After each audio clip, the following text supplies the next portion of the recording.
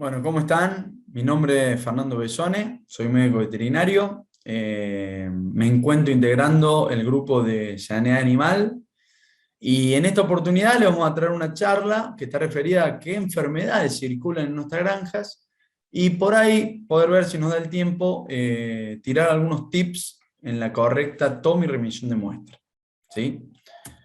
Como primero quería mostrar el grupo de Sanidad Animal, los distintos laboratorios que existen, ¿sí? Tenemos laboratorios de bacteriología, virología, laboratorios de red SENASA de serología, laboratorios de biología molecular, histopatología y parasitología, ¿sí?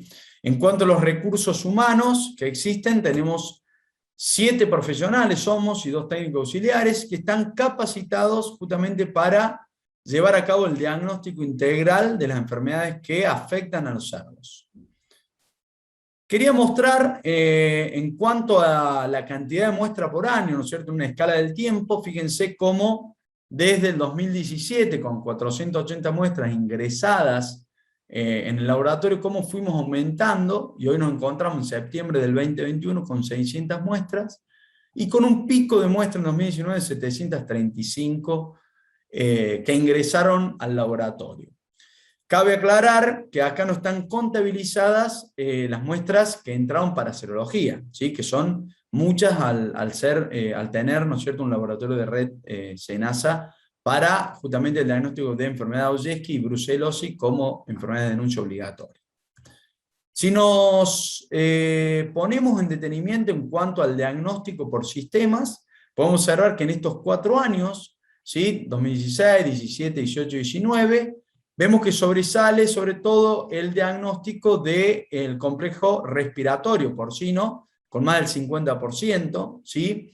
Y en los otros sistemas, como el sistémico y por ahí el reproductivo, también está repartido de igual parte. Pero notamos que en el año 2020 y 2021 esto fue cambiando, ¿sí? Bajando justamente el diagnóstico en cuanto al complejo respiratorio y por ahí agrandando un poquito el número, en porcentaje, a otros sistemas como justamente afecciones que afectan al sistema, a enfermedades más sistémicas, perdón, y a digestivas. Entonces, bueno, esto nos hace ver que justamente el diagnóstico integral que estamos llevando a cabo nos sirve justamente para, por ahí, un diagnóstico más definitivo de la cuestión. Si vamos en cuanto a la dinámica de casos y muestras que ingresan en el laboratorio, podemos decir y podemos ver que aproximadamente pasamos del 2017 de 1,7 casos por semana a un 2021 de 2,5 casos por semana, ¿sí? Esto también se debe, o se puede deber, al ingreso, ¿no es cierto?, que existen en el laboratorio de distintas, por ahí, entre los distintos laboratorios, ¿sí? Ya sea bacteriológico, virológico, ¿sí? Entonces, bueno, esto también nos ayuda a entender por ahí la integridad del diagnóstico que venimos hablando. En cuanto, si dividimos en categorías, ¿sí?, en las granjas porcinas, claramente notamos que en todos los años sobresale el ingreso de muestras de la categoría recría, que después vamos a ver a continuación, que se debe también a las mayores afecciones que por ahí se encuentran en las distintas granjas de hoy en día en Argentina, ¿sí? Si observamos las distintas fotos que les voy a presentar, en este caso vemos por ahí afecciones tanto de la cavidad torácica, cavidad digestiva, pero sobresale, ¿no es cierto?, el depósito de fibrina en casi toda la foto, el depósito de líquido, ¿sí?, tanto fíjense en las articulaciones, en la cavidad abdominal, en la cavidad torácica, ¿sí? Vemos diferentes afecciones, pero con un predominio del depósito de fibrina. En este caso, podemos observar las distintas, por ahí, lesiones a nivel pulmonar, ¿sí?, ya sea por ahí distribución craneal, diafragmática, por ahí, en este caso, por ahí una distribución más generalizada de la cuestión. En este caso se observó también hay depósitos de fibrina, ¿sí? Son fotos por ahí que nos ayudan, son fotos que nos encontramos el día a día en las granjas, o, por ejemplo, en inspecciones de frigoríficos. También, si vamos por ahí al complejo digestivo, es importante detallar, ¿no es cierto?, fíjense los colores de estas diarreas y la consistencia, que es importante a la hora de un diagnóstico, ¿sí?, o de un diagnóstico por ahí macroscópico de la cuestión. Fíjense también esta lesión macroscópica en el intestino, ¿sí?, por ahí con pseudomembrana, ¿sí? Fíjense lo hemorrágico que está este intestino. Acá hay depósito, hay, perdón, presencia de parásitos, ¿sí? Entonces, bueno, todo esto nos hace pensar qué tipo de diagnóstico anatomopatológico podemos encontrarnos en la granja, ¿sí? ¿Qué tenemos que saber nosotros, ¿sí?, como sobre todo veterinarios? ¿Y qué diagnóstico presuntivo le podemos dar a estas patologías, ¿sí? Entonces, hoy en día sabemos que no podemos enfocarnos en un agente. Tenemos que empezar a hablar de las coasociaciones que existen en las granjas en los diferentes agentes. Entonces, es de ahí que podemos separarnos en complejo respiratorio porcino, complejo digestivo porcino, complejo reproductivo porcino, como citar por ahí las problemáticas más prevalentes que existen hoy en las granjas, ¿sí? También podemos meter las afecciones sistémicas que existen, ¿sí? Como para empezar, podemos empezar a hablar del complejo respiratorio porcino, ¿sí? Y cuáles son los agentes involucrados en esto, ¿sí? Existen virus, existen bacterias, micoplasma. Como para citar, tenemos circovirus porcino tipo 2, virus de influenza, virus de Augeski, ¿sí?, de enfermedad de Augeski, coronavirus respiratorio, que hoy es muy nombrado. Tenemos también el virus del PIRS, que es el síndrome respiratorio reproductivo porcino, que es exótico en la Argentina, por suerte, como también los virus que pertenecen a lo que es peste porcina clásica, peste porcina africana, que también es exótica en Argentina. Y si vamos a la bacteria micoplasma, tenemos Mycoplasma pneumoniae, ¿sí?, como un agente muy prevalente en distintas granjas, el famoso APP, el Actinobacillus pneumoniae, y así diferentes bacterias, como por ejemplo también la Glasserella parasuis, que antes llamaba Haemophilus parasuis, Streptus suis, Actinobacillus suis, bueno, Salmonella, bueno, tenemos afecciones diversas. Lo que lleva a esto también la generalidad en cuanto al mecanismo de enfermedad respiratoria en el cerdo. La puerta de entrada, como por ahí cualquier otra patología también de otro complejo, es el estrés, el transporte, la alimentación, el ambiente donde se encuentra el cerdo. Esto por ahí afecta a la defensa natural del epitelio, a las funciones celulares, y hacen que justamente beneficia la puerta de entrada de una infección viral como un agente primario, que nos lleva a infecciones mixtas, ¿sí? Y que eso también puede dar una puerta de entrada a una infección secundaria bacteriana que va a complicar mucho más la patología, ¿sí? No hay que olvidar, y por esto lo detallo, los distintos serotipos o variantes génicas que existen en estos agentes. Como para citar, tenemos variantes génicas de virus de influenza, ¿sí? Que ya es sabido, por eso hay que caracterizar los agentes que encontremos en nuestra granja. Sin ir más lejos, por ejemplo, el APP, el actinobacillus pneumoniae, sabemos que hoy en día existían 15, ahora existen 18 serotipos, y que cada serotipo no tiene inmunidad cruzada.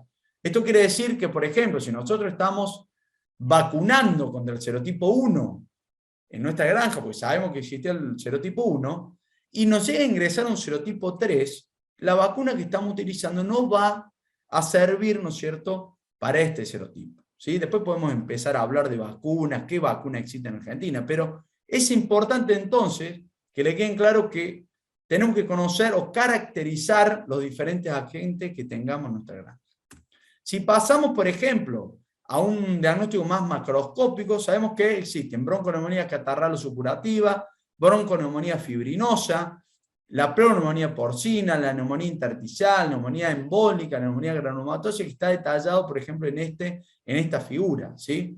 Que de ahí podemos agruparlo, no voy a entrar en detenimiento porque no tenemos tanto tiempo, pero por ejemplo, si hablamos de neumonía broncointersticial, entra en esto el Mycoplasma pneumoniae y el virus de influenza, ¿sí? Como para mostrar fotos, si hablamos de bronconeumonía fibrinosa, esta por ahí es una bronconeumonía fibrinosa, ¿sí? Donde vemos fibrina y vemos también algo de compromiso neumónico en el pulmón.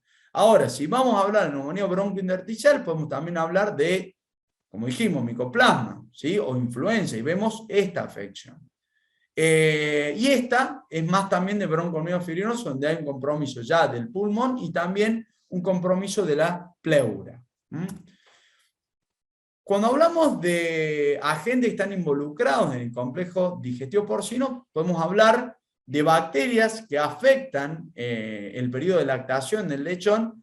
Podemos hablar de Escherichia coli, ¿sí? Como la afección número 1 que podemos encontrar, y que el signo clínico y lesión más macroscópico que uno puede ver es la diarrea amarillenta líquida, ¿sí? Ahora, si hablamos de Clostridium perfringens tipo A, es también una diarrea amarillenta, pero es más pastosa.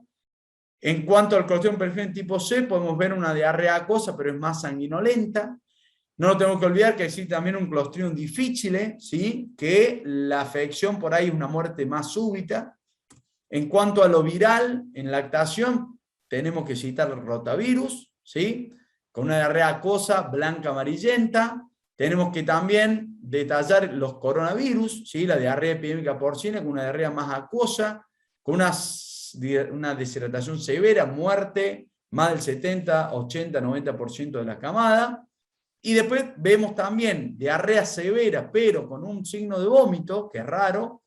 Podemos detallar las afecciones causadas por coronavirus, pero con un síndrome de gastroenteritis transmisible. Ahora, en parásitos, tenemos que citar el cisto Isospora subis, ¿sí? Antes llamado como el Isospora subis, que son afecciones por coccidio, ¿sí? Y que van a dar diarreas amarillentas o grisáceas. Ahora, si vamos al periodo de desarrollo o terminación, tenemos también Escherichia coli, ¿sí?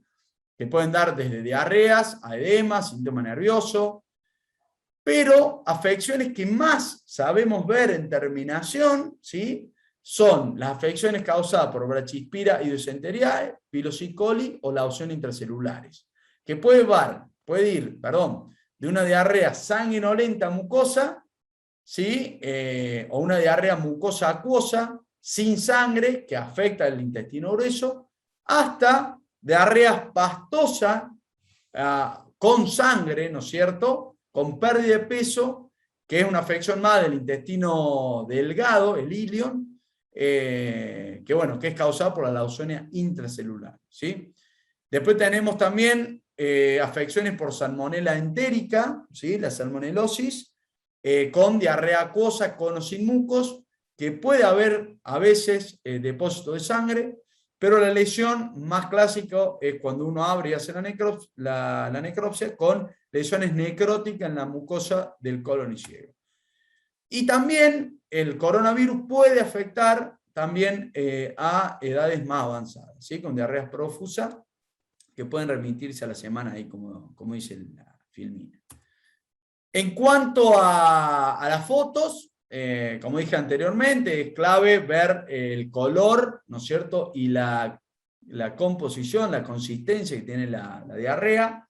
Fíjense, esto es un clásico ejemplo de una salmonelosis, en este caso con una coasociación con Brachyspira, ¿sí?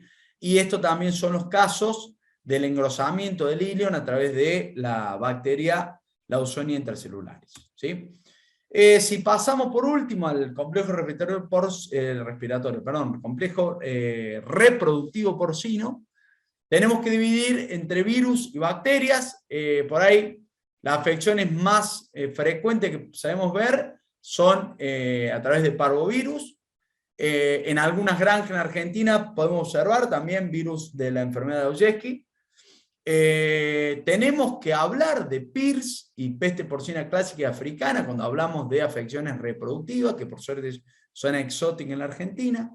La influenza también, el virus de influenza está comprometido aquí porque justamente cuando ingresa, sobre todo por primera vez, dan pico de fiebre y esta hipertermia puede causar abortos repentinos. Igual que el circovirus, que hoy se está hablando mucho del circovirus tipo 3, que dan estas afecciones reproductivas con aborto.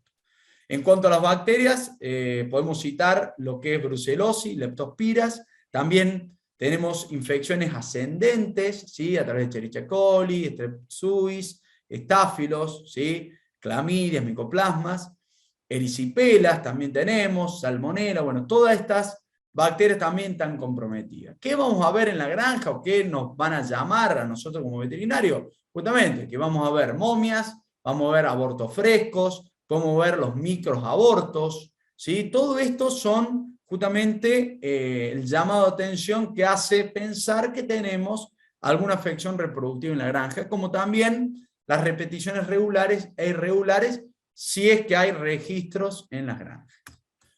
Entonces, ¿cómo llegamos a un diagnóstico adecuado? Tenemos que involucrar diferentes etapas. Y las etapas pueden ser la evaluación de los registros, por eso es clave que llevemos los registros en la granja, el examen clínico y la necropsia y el estudio complementario de diagnóstico con una toma y remisión de muestra adecuada. Necesitamos entonces laboratorios diagnósticos que en la Argentina existen y están capacitados para llevar a cabo un diagnóstico integral de la cuestión. La responsabilidad nuestra de decidir qué muestra vamos a enviar, qué muestra vamos a solicitar. Una parte importante que les lleva, ¿no es cierto?, a los veterinarios es la interpretación de los resultados. Entonces va a requerir de conocimientos sobre epidemiología, técnica de diagnóstico, patología, ¿sí? Para que justamente las herramientas que utilicemos no estén aisladas y permitan un diagnóstico un poquito más integrado de la cuestión. Entonces, hablando de las etapas, tenemos etapa de recién anamnesis, justamente la anamnesis, la historia, el estatus sanitario de la granja, ¿sí? Lo precedente de esa granja, qué patologías existían, el relato del productor, del veterinario, del encargado que es de la granja.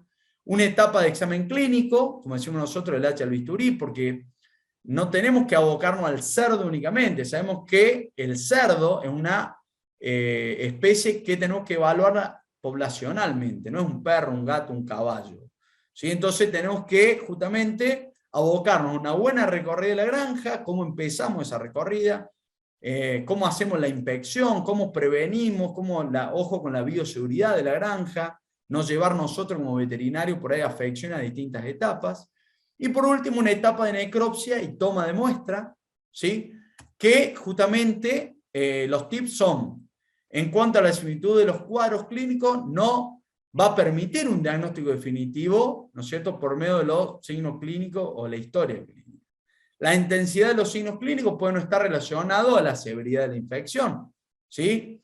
La selección del animal es parte fundamental porque justamente tiene que ser representativa la muestra.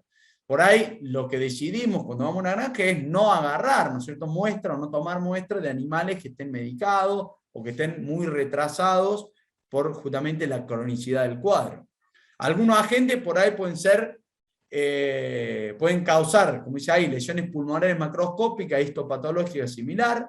Entonces la interacción entre ellos puede aumentar la gravedad de la lesión, entonces hay que ver, hay que estar seguro de eso.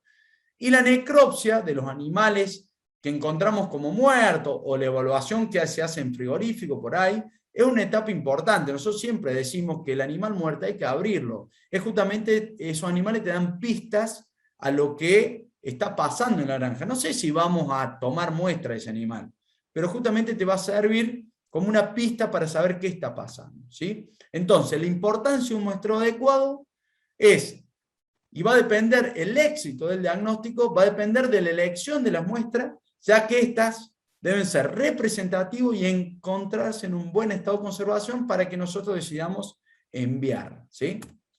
De ahí, las técnicas de diagnóstico que existen. Existen muchas técnicas. Y en Argentina, por suerte, tenemos laboratorios, como les decía, bastante capacitados para llevar a cabo un diagnóstico integral con diferentes técnicas de diagnóstico.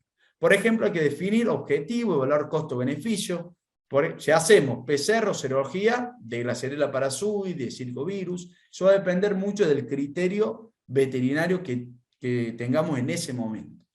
Como para poner ejemplo, tenemos influenza. En Argentina se hace aislamiento, se hace la PCR, la histopatología o la inmunohistoquímica y la serología va a estar sujeto también a qué queremos nosotros y dependiendo también de qué encontremos en la granja, ¿sí? Después, Glasserella parasuis, el aislamiento es necesario, ¿sí? También va a ser necesario hacer un correcto estudio sobre la sensibilidad antibiótica, ¿sí? Vamos a tener que caracterizar, sabemos que tienen muchos serotipos, ¿sí? Ahora, si hay serología, no está disponible en Argentina, se hace, pero no sé si viene al caso, ¿sí? Eso se evalúa. Entonces, bueno, esto va a depender mucho de la gente que estemos viendo, ¿sí?, en la granja. De ahí a la identificación y los caminos que vamos a seguir, tanto para un aislamiento microbiológico, un estudio de sensibilidad antibiótica, si es para histopatología, la serología, la PCR, vamos a pedir distintas técnicas para identificar. Bueno, eso lo dejamos a criterio del profesional. Otra cosa no menor es la generación de resistencia que estamos viendo cada vez más en la Argentina por el mal uso del antibiótico. Entonces, es clave pedir un antibiograma. A continuación, va a hablar Alejandro Sorasi sobre esta temática que es muy importante y es de mayor interés en cuanto justamente a no generar la resistencia en las distintas bacterias, ¿sí? Sobre todo las bacterias que tienen también un compromiso con el humano, ¿no? Y bueno, para la interpretación de los exámenes complementarios es una etapa importante, como decimos, es importante establecer la relación causa-efecto, qué agente esté identificado y si justamente ese agente participa del cuadro observado. Por ejemplo, la detección de Glasserella parasui en un pulmón no es representativo de un diagnóstico de certeza de una enfermedad de Glasser, ¿sí? Para establecer un diagnóstico de cuadro clínico debe estar compatible con todo el tipo del diagnóstico que nosotros observemos. Por ejemplo, si hay alta mortalidad, hay fiebre, hay apatía, hay disnea, y hay un aislamiento de Glasserella parasui a partir de la lesión observada, por ejemplo de una policerositis, bueno, ahí estamos acercándonos a un diagnóstico definitivo. Entonces, por último, podemos decir que de acuerdo al establecimiento y a sus características particulares y a la presencia de los diferentes agentes, debemos diseñar, ¿no es cierto?, el plan sanitario a seguir. Esto quiere decir que no es una receta universal para todos los establecimientos de la zona o región. Esto es a raíz de las consultas varias que hacen, o cuando uno va a capacitar, de justamente ver que usan recetas o planes sanitarios idénticos al vecino, ¿sí? Entonces tenemos que aprender de esto, tenemos que ver qué tenemos en la granja, qué debemos hacer, cómo prevenimos, cómo tratamos, pero justamente abocándonos a nuestra granja. Bueno, desde ya, muchas gracias. Espero que les haya gustado. Y bueno, si hay alguna duda, como aclaró justamente al principio Andrés, déjenlo dicho, ¿sí? En el chat y trataremos de sacar las dudas que surgen. Muchas gracias.